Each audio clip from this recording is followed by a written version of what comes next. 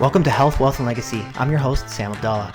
Our goal is to bring leaders, thought leaders, education to inspire, empower, and motivate you to expand your mindset, grow, and live your best possible life in the areas of health, wealth, financial freedom, and legacy.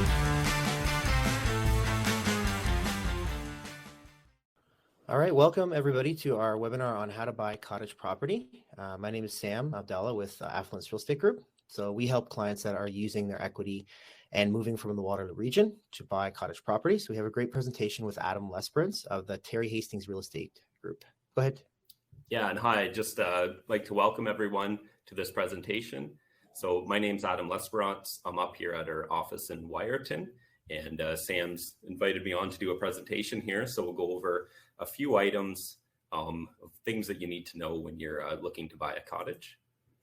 So there's a few topics we're going to touch on, just general ideas about the different types of waterfront, lending, of course, as Sam has already mentioned, lease land, sunrise versus sunset, septic and wells, 3 and 4 season cottages, location and what to look for, yearly maintenance and additional costs, tiny homes and cottages, private roads, non-maintained roads, and recreational property and hydro costs. So I'll give you a bit of a background on who I am. So I'm Adam Leper. I'm the broker and team lead with the Hastings Real Estate Group. Our team consists of 10 agents. We have 5 admins, full-time marketing person, a field manager that does our photography for all of our listings. I grew up in the area, have had experience with both building flip properties in the past. We have our own cottage and have experience managing short-term rentals as well. So the areas that we cover are from Tobermory, Wyerton, Port Algon, and Owen Sound. So if you think of that as the Bruce Peninsula, and then of course Saugeen Shores, there is a few other areas where there is cottages with inland lakes down in Erin, Elderslie, and down Chatsworth area, Williams Lake, a few different spots like that. So the different types of waterfront and benefits to non-waterfront. So a lot of people, when they come up to look for a waterfront property, always thinking, what are you looking to do with the waterfront? So you have, shallow waterfronts, and then if you're a boater and you want a big boat, it may not work for you. So to always sort of know what type of waterfront there is. A lot of people prefer shallow waterfronts because it's great for canoe and kayaking. Prices also with waterfront that isn't as ideal can be less than some of the more desirable waterfronts, which would be protected waterfronts with a deep area that you can get in a boat and dock. Water temperature is something always to think about as well. So you have Georgian Bay, which is on the east side. It's great for fishing, but it is cold water, so cold, clean water. And then there's the Lake Huron side, as well as the inland lakes, where the water temperature warms up quite a bit more. We have little kids. I prefer it. For little kids, we have a cottage on the Huron side. And the reasons for that, there's water that's a little more shallow, a little more protected. Activities such as swimming and different things you can do in both water bodies, but it is a little easier to get the kids in and out of the water when the water's warmer. And knowing when you're getting a cottage, like what do you want to do when you're there? So sort of envisioning if you're a boater, what types of boat you can get there. Maybe you have a boat launch that's close, so you don't need a boat sitting out front of the cottage. And the benefits to non-waterfront. So we have a lot of people that will come up, and I always find that most people, it's a dream to have a waterfront cottage. But once you start looking around, you'll get a far nicer cottage on a property that's non-waterfront for lesser of a price point. And waterfront properties are great, but as a home inspector once told me, he said, waterfront properties are great one season of the year, but during the fall season, the winter season, the spring season, they're colder, the winds are harder on the buildings, so they're just not as sheltered. In saying that, I mean, outdoor ice rinks on the lake and different things. So there is a lot of benefits there too, come the winter time, if you're a winter enthusiast, right? So So what are some things that people look for a home inspector when they're doing a home inspection on a waterfront cottage? Yeah, so such things. If you're aware, Sam, I know you've been up to the area. So the last, not this summer, but the summer before, we had some of the lake levels that had been the highest since higher than even 87. And some of the older locals here that remember back years ago, it was some of the highest water levels that they've seen. So you had a lot of people putting in, break walls, sort of emergency work and different things. So always thinking about erosion and different things that are happening with the cottage, because a lot of these cottages and homes are sitting right on the water. You're getting more direct winds and different things in. So always looking at water damage, shingles, roofs, different things can lift and open up with the high winds, right? So there's a few other things to look at there.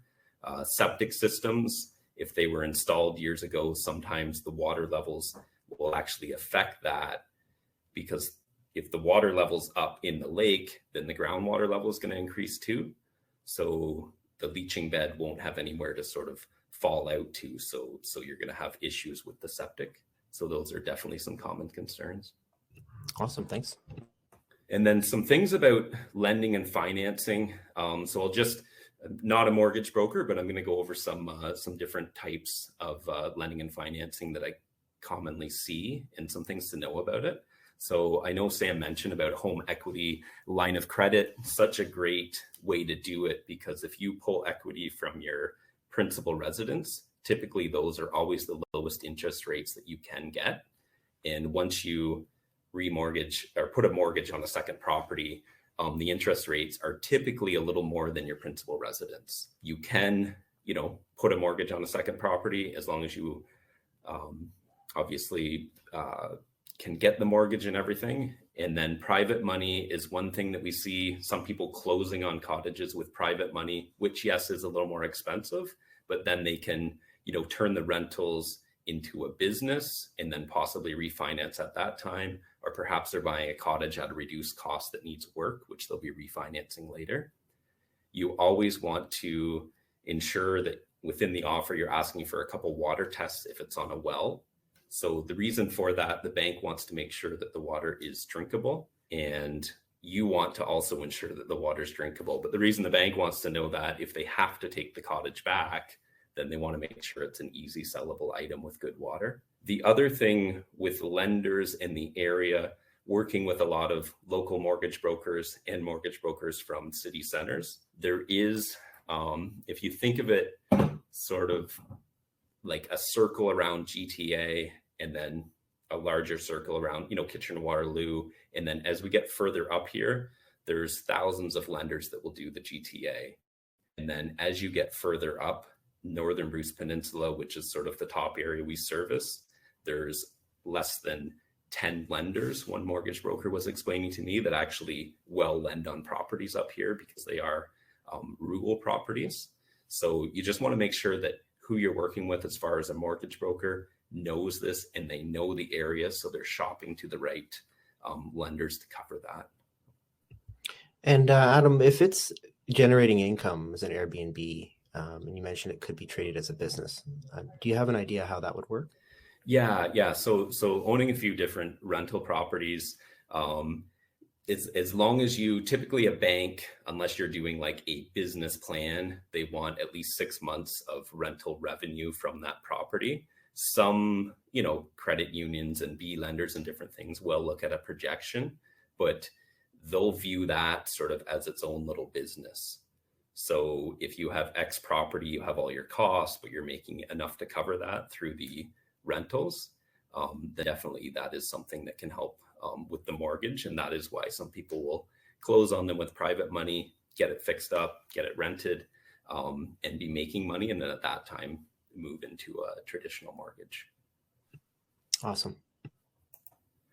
So a few things about leased land, and I'll sort of explain first. There's two types of leased land up here. One is, there's trailer parks up here.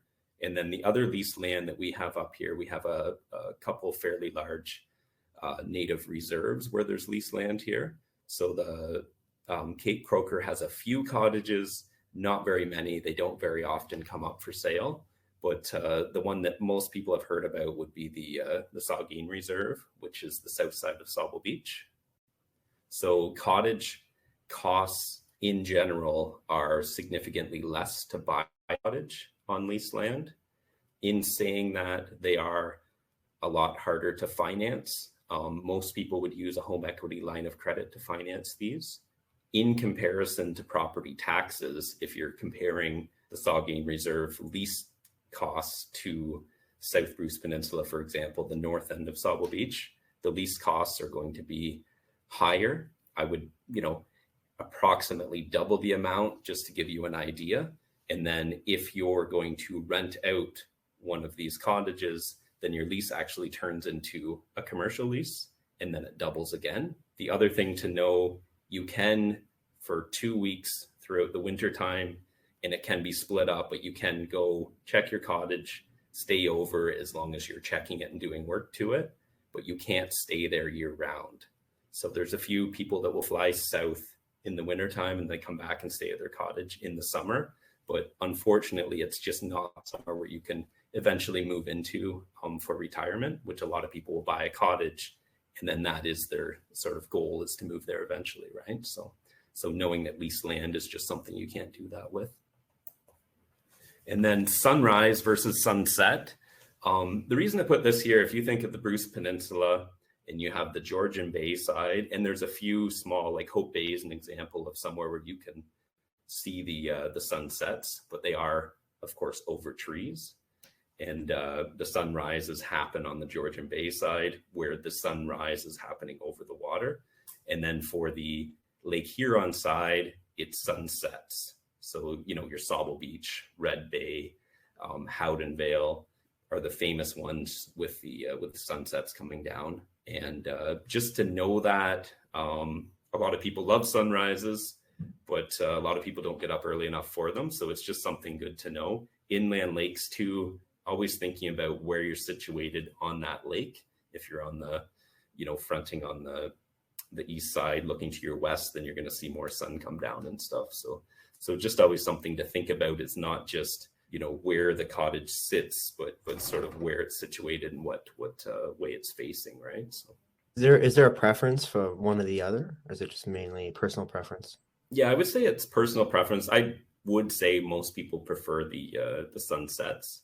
It is something that our area is fairly famous for. The other thing to note too, because if you look at a map, the peninsula is not a straight line up and down each side. So you can have several cottages that are on either side that have different angles. So they may be facing south or north, and there's little peninsulas that come out and definitely cut the views, right? You might have a nice view of the water, but you may not be able to see around your neck to watch the actual sunset come down. Got it. So septic and wells, there's a few towns up here. The town of Wyerton that has both water and sewer. Sauble Beach has water. Lion's Head has water. And Tobermory has water as well. But most cottages, when you're looking for an actual cottage, is on a septic and a well. So just some things to note about a septic system. A septic system can last, somewhere between 25 and 40 years. In saying that, I do know some properties that have septic systems that have sat there for 100 years and continue to work. Have other properties where, 15 years go by and they fail. So just always know a bit about them. They're always recommended, if you're buying a place, to have it pumped out and inspected. And typically the sellers will do that cost. And at that time, you'll learn a little more about the septic system. If it's an older round tank that's single chamber, it's probably back from the 50s. And if it's a double chambered, larger tank, then you're probably, 60s to 70s plus, and the tanks really haven't changed a whole lot since then. You're just going to get more plastics and different things in the baffles. We also have a question here, cost of insurance for rent or owner occupied. Yeah, so I have a property that we have, and I was talking to the insurance agent, and she said, "Are you planning to rent this out?" So I can give you an idea. It was $1,000 just to insure it We're not planning to rent this one out. And the reason she asked, she said, if we were planning to rent that out, it would be about $4,200. So it is significantly more. So about 75% more. It's always going to depend on the like what you have there. I had another property that I managed for someone years ago. He was sure he paid the most for property insurance of anyone in Ontario, but he had a water trampoline for the renters. He had a jet ski for the renters. He had all these amenities. I mean, he charged a lot more for it, but I would believe that his insurance would be a lot more because of that. So. Awesome. And then just back to septic. So the cost to pump out a septic depends on where you're located, what company you're using, but traditionally it's been under $200. The prices have gone up a little bit. So it's not very costly to pumping it, every 2 years. If you're a family of 6 that's living in the home all year, if you're a couple people that are using the cottage fairly infrequently, maybe you're pumping it every 6 to 8 years, just to give you a general idea. And then some things about wells. So there's a few different types of wells that you'll see up here. The most common would be a drilled well, and those it's free of charge. You can go on a website called Ontario Well Records. Most are on there. There's some that just didn't get registered because they did put all this information on there, and it will show you the year it's been drilled, the depth, the gallons per minute. You want at least recommended to have 3+. We have a property that has 2. It's okay, but if we turn the water hose on full, it may run out of water, and then it refreshes at a rate of 2 gallons per minute. If you have under 1, then you're probably running into a situation where you want to put a cistern in. The other thing that you can do, if you take the cap off a drilled well and turn it upside down, most have the depth, the gallons per minute, the year it was drilled and who drilled it, stamped onto the inside of the cap. The other well we see quite often in some areas, of course, the key word here is sand. So you need an area that has sand. So thinking about areas like Sago Beach, Red Bay, Howdenvale again, there's a few different deposits of sand in other areas where you'll see this. And a sand point well is essentially you take an excavator, dig down as far as that reaches, which is probably 10 or 15 feet. You take a 20, 25 foot rod that has it sort of narrows at the end with holes in it, and they just shove that down into the ground. And then you're essentially taking groundwater. Sand is a very good filter. So even though the water is only from, 10, 15, 20 feet deep, it is filtered. The water, though, oftentimes will have rust. So you'll likely want an iron filter for that, just to take the rust out. So that's when you see the toilets that are brown and the sinks that are brown, a lot of those are sandpoint wells. And with a sandpoint well, you're going to have a little more limitation to the gallons per minute. So, for a 5,000 square foot house with a bunch of showers and washrooms, you're not going to be able to run everything at once if you're on a sandpoint. A shore well, quite common on the Georgian Bay side. You see some on the Lake Huron side. And a shore well is a large concrete well at the front of the shoreline. It's the only work that you can do in a shoreline without permits. So you take a hi-ho down there, you dig down, again, 10, 20 feet down into the lake. You put concrete there, and then you're pumping water out of the concrete, like round concrete, pumping the water out. So it's coming from the lake, essentially. And because you're on the Georgian Bay side, it's fairly clean. Often people do filter it and put it through a UV light, but I know a lot of cottagers, they've drank it for years and they're just drinking it right from the lake. And then a few different things you don't see as often. A line in the lake is just a black PVC line that you throw it into the lake. Most people will pull them out in the wintertime, so it's just drawing right from the lake. Artesian well is just similar to a natural spring, but it's just naturally occurring water that people tie into, and then they're using that as the water source. So we see those, not that often, but they certainly do work, right? So we also had a question here. Some properties use holding tanks for sewage. Is this going to be a challenge or a problem? Yeah. So a holding tank, a couple things about that. I have run into properties before where the lender does not like the fact that it's a holding tank. Lenders recently, I haven't had that before, but recently we've seen that they're getting a little more stringent on some of the things they're seeing. A holding tank is essentially a septic tank, the difference being there is no leaching bed. So once that concrete or plastic tank is full, you have to pump it. So most people that have holding tanks, and you see them quite commonly in 3-season cottages, older cottages, or cottages that were built very close to the lake, or it's a small lot, or there's a lot of conservation wetland around, so they don't have room for a traditional septic system. They'll have a holding tank there. And how often do they have to get pumped? I know of a couple, they'd pump it twice a year. They'd use it on weekends. Family of 6, you might be pumping it every 2 or 3 weeks. The other thing to note about pumping a septic or a holding tank, once there's snow on the ground, the people that pump them, they normally spread them on a hay field. They can't feed the hay to cattle, but they will roll it up in round bales and then use it for bedding.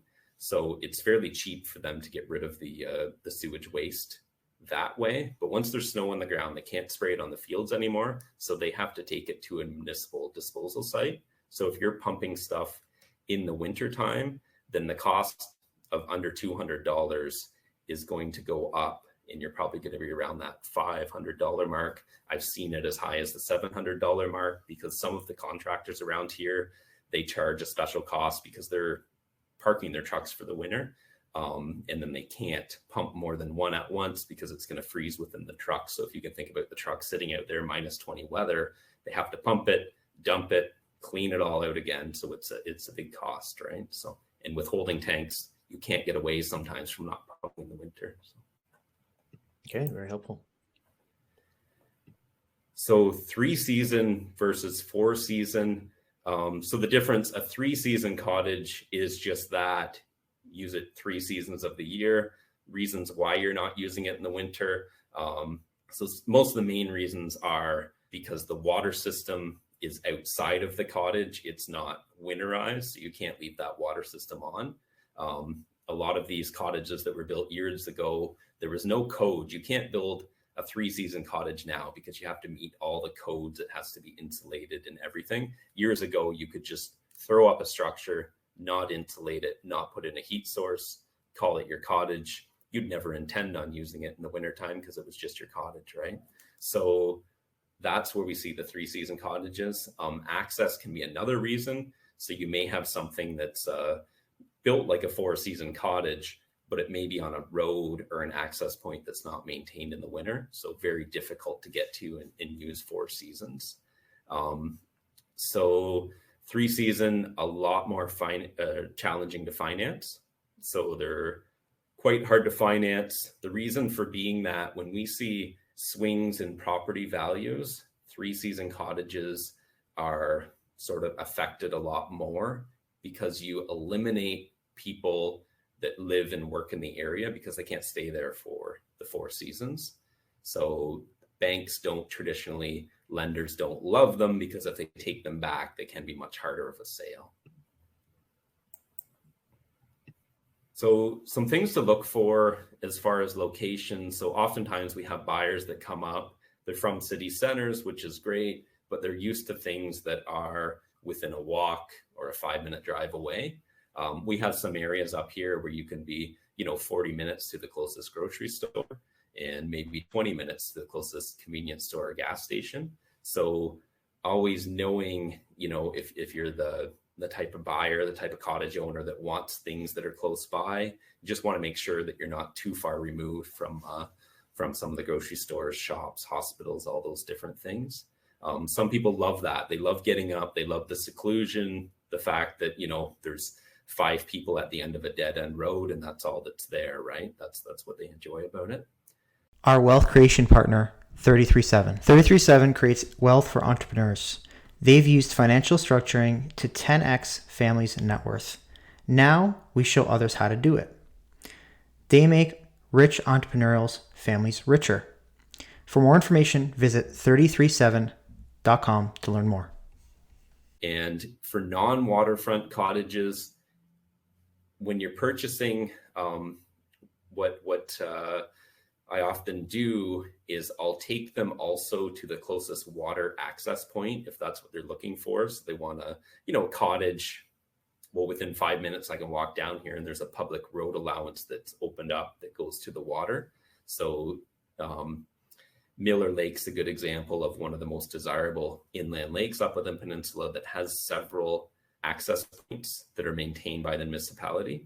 So they can be boat launches. They might just be a little sort of parkette with cut grass that you can access the water with. So for the second tier cottages, the ones that aren't on the water, they still have access to the lake. There's some other lakes up here that just don't have that. So the values of those cottages, of course, when they're, set back from the lake, typically are a little less because the people that buy don't have any public access to those lakes. So just something to always look for when you're buying a non-waterfront cottage.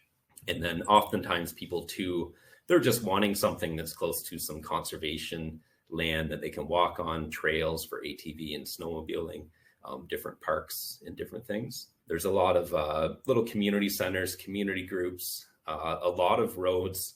I say most roads that dead end somewhere seem to always form a little group of ratepayers association.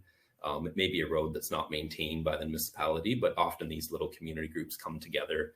They'll have events, the local summer corn roast and different things where everybody gets to know each other.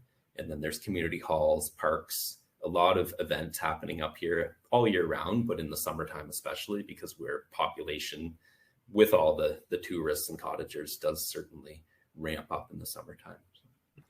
And Adam, if people have a question regarding financing and cottages, do you recommend a great mortgage broker that you've worked with and they know the loan to value roughly on some of these type of properties? I guess that's something that they can answer. Yeah. Like I would direct everything, of course, to a mortgage broker. I've sent a lot of people to Meridian Credit Union. Carissa there is great. Ben Jeffries is another mortgage broker that work within the area. So definitely have a few names can share. And it depends too, where your property is located. If you have a mortgage broker that is working in your area, but also working up in cottage country or in other areas, sometimes it's nice because they can work both ends of the deal, right? So. Right. Awesome. So some yearly maintenance and additional costs to think about. Of course, we went over the costs of the septic, water systems, UV lights, filters. You're going to have your own bladder tank, which is the pressure tank, which is going to push your own pressure out to yourself. And if you have high iron, sulfur in your water, which is that rotten egg smell, which is actually not going to hurt you, but it does smell, and most people would think that water would test bad. An iron filter would take that out. So you can have some components within your water system that may need monthly or yearly change of filters and different things. So it is something that you would either learn and do or know how to do, or you can of course get a plumber in to do that for you.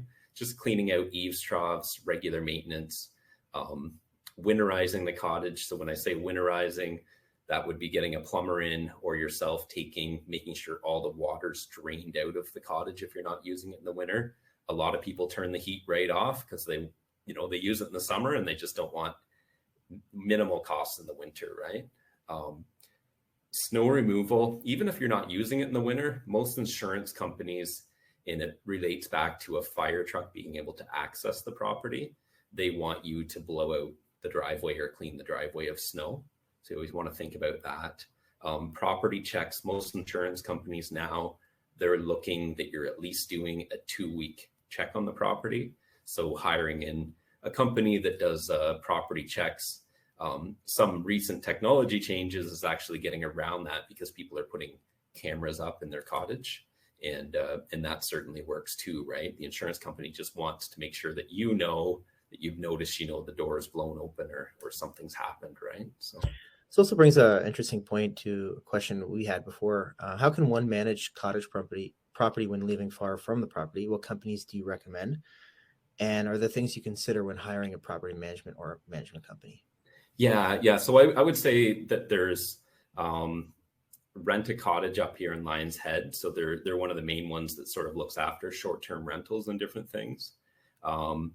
There's not a whole, I always think that it'd be a great business for someone to come up here and really ramp up would be something that was like a well-rounded company to look after people in the cottages up here. And we're seeing a few more start up because there's some new licensing and different things that have come in by Northern Bruce Peninsula and South Bruce Peninsula, and you need to be within 30 minutes of your cottage or have a property manager within 30 minutes of the cottage, because they don't want bylaw to be necessarily the first person on scene. They want you to go manage if there's a noise complaint or something, right? So there's definitely a few names of people. I would say most often you're getting a person that's doing the snow. Maybe that person cuts the grass, and then you're getting a plumber separate and someone checking on the property separate than that. So there's a lot of different companies you'll likely be working with to take care of it. Okay, we have a question as well. Are fire services by volunteer or no fire service, and the cost of hydro and heating? Yeah, so the fire services up here, they're all volunteer. So there's Wyerton and Sauble has a fire hall. And then there's the fire halls up in Northern Bruce Peninsula as well. So it is all volunteers. Know a lot of the people that are involved with that. They're quick to it, right? So they're, but thinking that too, there's a lot of drive time between our distances here and not a lot of fire hydrants. Just some of the towns with water, the ones I spoke of, have high fire hydrants, but it is something that will affect your insurance because that's one of the questions they ask. How close are you to a fire hydrant? And if you're not, then how close you are to a fire hall? And then as far as the heating costs, there's a few towns further south. I guess Wyerton would be the furthest north that there is natural gas. And then as you get further up on the peninsula, you're looking at propane, oil, wood heat, or electric heat, which, yes, is typically more costly. The other thing to note too with hydro, they have a couple different rates. So one is for your primary residence. They do charge you more if it's a recreational property. So Hydro One has an additional charge for recreational property. So there's been some recent changes. South Bruce Peninsula had a minimum square footage that was around 1,200 square feet. They've recently got rid of that entirely. So it reverts back down to the Ontario Building Code, which is 185 square feet. Georgian Bluffs does not have a minimum. Northern Bruce Peninsula has a minimum still, and it's 700 square feet, I believe. So you can do it on 2 stories. So you can have a 350 foot footprint on the bottom. And then Saugeen Shores has recently got rid of, or is getting rid of their minimum square foot. So it can make, if you're buying a lot, it can make it a little cheaper to do that initial build. Yeah, we had another question as well. Are most lakefront properties that own their shore, or may we purchase it? Yeah, so when you get up to this area, there is some that do own their shore. Most have a shoreline road allowance on the shore that's there.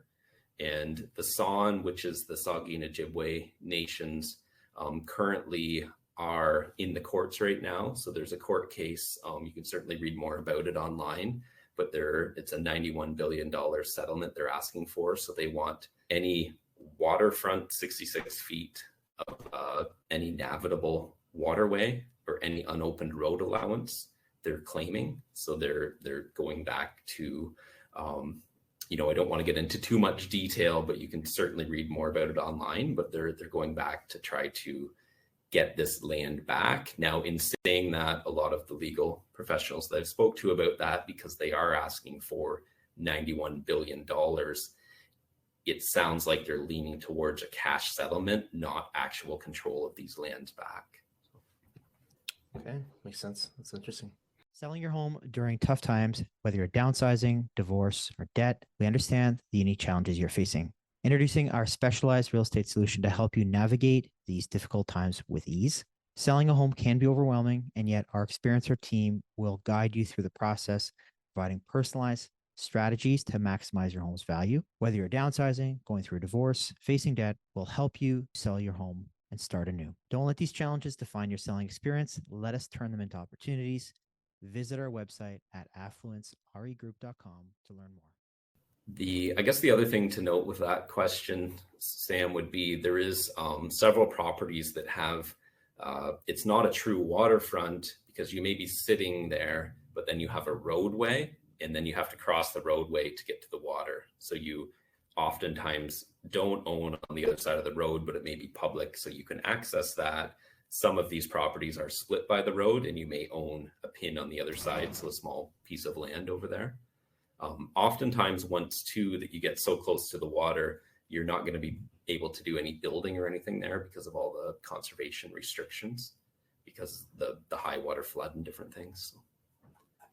And some information about short-term rentals. So both Northern Bruce Peninsula and South Bruce Peninsula have recently brought in a couple things. They're not actually against short-term rentals, but what they're trying to stop is there has been a lot of properties. They were only ever built for a family of 6. And then you have people that were buying them, renting them out, but they're advertising online that it sleeps, 12 people. I've seen some of these properties, several beds. They almost look like they're set up like a dorm or something. They just have a lot of little cots set up. And then of course, a lot of people coming up, maybe they're partying into the late hours of the night, heavy use on the septic systems, a lot of cars out there. And then you have, neighbors around that are trying to sleep and work in the morning. So they've brought in some restrictions so they can better manage this with the bylaw enforcement. So Northern Bruce Peninsula has a short-term accommodation licensing program. So you pay $850. They actually come out to the property. They're making sure that the railings are all to code. If there's a wood stove, it has a wet certification. Just checking the whole property to make sure that everything is safe. And then you're paying that fee, and then you're able to rent it out for the season. South Bruce Peninsula has a accommodation tax. So it's a little different. They're taking 4% of what you're charging for rent for short-term rentals throughout the year. And you would apply for that. Some similar things, both of them are looking at your septic and different things, making sure that you're not over occupying the property. So they're looking at square footage, the number of bedrooms and different things. And then they're holding you to account that if it sleeps 6, it sleeps 6 on your ad. Some other things that a few people have sort of, I would say people are always against things, but both Northern and South Bruce Peninsula, a lot of people would have a bunkie. So it's a garden shed. They convert it almost into a bedroom, and then that's where they get their additional sleeping. But those bunkies are not, not allowed with these short-term rentals. So we have seen a few of these come up for sale because people, were getting away. They were renting it for more. And a few other people that I know are continuing to buy them. Just to give you an idea, I have a few clients that own several short-term rental properties, and they're able to afford to buy these and buy more because they can be quite lucrative if managed correctly. Know of other people where, it's a lot of work to manage them. If your cleaner doesn't show up, you're likely the one that's driving up there to clean it, different things like that. So you just want to know about all those things. As far as HST goes, you're likely aware there's a threshold of $30,000. So once you get over that amount, then you'll be charging HST on your short-term rental. So it will be looked at like a business. So always thinking about that too. It's going to be added to your income for taxes and different things. And the landlord and tenant board for short-term rentals, they're not talking right now about monthly rentals. So that would be someone that's living there all year round. So that would not be coming into effect. Yeah, and I think we had originally a question about how can I make sure the relationship with the renters do not categorize under the Ontario Landlord Tenant Board or the long-term LTB. I think to that, and correct me if I'm wrong here, it would be just having it on Airbnb or having as a short-term rental rather than accepting a payment and having a lease kind of thing. Is that Yeah, that's right. That's right. So you're, and I'm no expert when it comes to that, but when you're renting it out for short term, you're more in the tourism industry. So you're sort of supplying a short service to someone to come up and stay, as opposed to offering them accommodation for a long term, like month to month or a yearly term. If you had someone, as long as they paid it, but if you're renting your cottage out for $2,000 a month, it would be a huge benefit if they would stay in and not move out, because most people, it wouldn't make any sense to stay, right? So, awesome. So a little bit about private roads and non-maintained roads. There's quite a few roads up here that are private. Most municipalities up here aren't entering into non-service road agreements, but what that was before is there'd be an unopened road allowance, and people would cut in, just wide enough for their trucks to get in. Some of them are nice, but a lot of them are sort of like more of a goat path or not a very, 4x4 only sort of thing. So if you're on one of those roads, you have to maintain it. So if you have a few neighbors, you're maybe throwing money into a pool to get a grader in once a year, buying in a load of gravel, hiring out for snow removal if you're using it in the winter.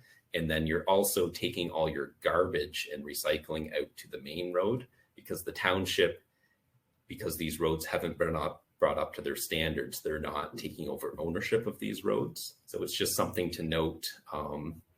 And as far as insurance, always going back to, if you're on a private road, it's 5 kilometers long and everybody's just shutting down their cottages in the wintertime and not maintaining the snow out of there, then insurance costs can certainly go up, because you're probably pretty limited to your providers at that point.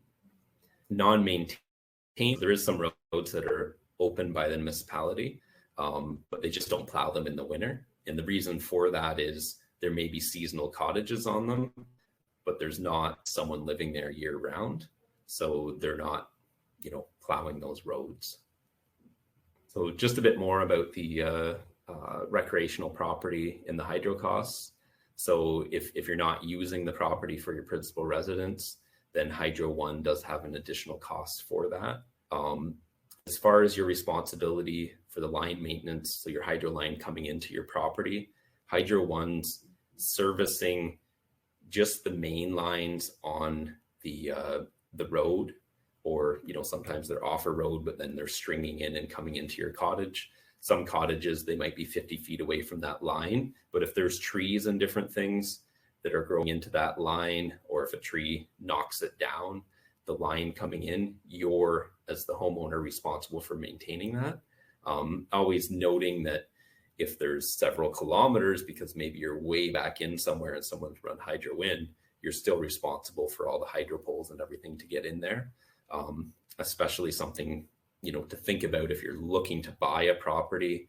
I had someone interested in a lot. It was about 1.5 kilometers away from the hydro line, and to run Hydro One does the blueprints for it, but then you would hire in a private contractor to put all those in, but they have to meet all Hydro One standards. So the cost was about $90,000 approximately to do that. Actually about $10,000 a pole, to give you an idea. It's not that cheap, right? So power outages up here with storms, wind, etc. I've grown up here all my life. I don't know, what it's like in the city, but from personal experience, typically your power's not out ever for, more than a few hours. Maybe a big storm might have it out for a day or something. But they're pretty quick to fix things up here. If you have a problem in a city center, there's a lot more power and different things. So oftentimes it does take them a bit longer to fix it, right? So, and I think that's pretty well everything. But of course, open to any questions if there is anything else. Yeah, thank you so much, Adam. That was really informative. We've had some great questions. If there are other questions as well, everybody will be getting an email if you have any questions, to reach out to Adam or for us. We really thank you for your time. It's definitely really informative. Yeah, thanks so much for coming on, and reach out to Samurai if you have any questions at all. So. Thanks so much, everybody. Have a great day.